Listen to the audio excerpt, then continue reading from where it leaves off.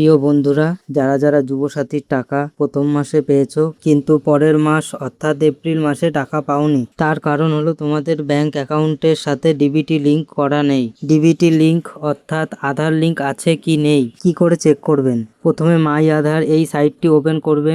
এখানে log in অপশানে log in করবে। এমন ধরনের ইন্টারফেস চলে আসবে। এখানে ব্যাংক সিডিং স্ট্যাটাস এই অপশানটি ওপেন করবে। এখান থেকে দেখতে পারবে তোমার ব্যাংকে ডিবিটি লিংক বা ম্যাপিং আছে কি নেই। যদি তোমার আধারের সাথে ডিবিটি লিংক না থাকে তাহলে এখানে ডিঅ্যাক্টিভেট দেখাবে। যদি তোমার এখানে ডিঅ্যাক্টিভেট বা অন্য ব্যাংক অ্যাকাউন্ট দেখায় তো ডিবিটি লিংক করার জন্য প্রথমে গুগলে এনপিসিআই লিখে সার্চ করবে। প্রথম অপশানটি ওপেন করবে। এমন ধরনের ইন্টারফেস আসবে। এখানে কাস্টমার এই অপশানটিতে আসবে। এখানে ভারত আধার সিডিং ইনেবেলার এই অপশানটিকে ওপেন করবে। এখানে আধার সিডিং এই অপশানটি ওপেন করবে। এখানে তোমার আধার নাম্বার এন্টার করবে। সিডিং অপশানটিতে টিক দেবে। যদি তোমার অ্যাকাউন্ট ডিঅ্যাক্টিভেট দেখায় তো ফ্রেশ সিডিং এই অপশানটি চুজ করবে।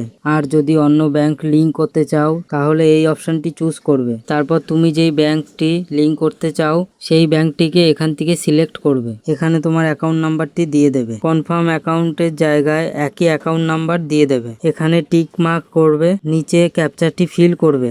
তারপর সাবমিট করবে। তারপর এখানে স্ক্রল করে নিচে চলে আসবে। এখানে অ্যাগ্রি অ্যান্ড সাবমিট করে দেবে। তারপর তোমার ফোনে একটি ওটিপি যাবে। ওটিপিটিকে এখানটায় বসিয়ে দেবে। বসিয়ে দিয়ে সাবমিট করে দিলে তোমার অ্যাকাউন্টের সাথে ডিবিটি লিংক হয়ে যাবে। তারপর এখানে দেখিয়ে দেবে যে সাকসেসফুল হয়ে গেছে।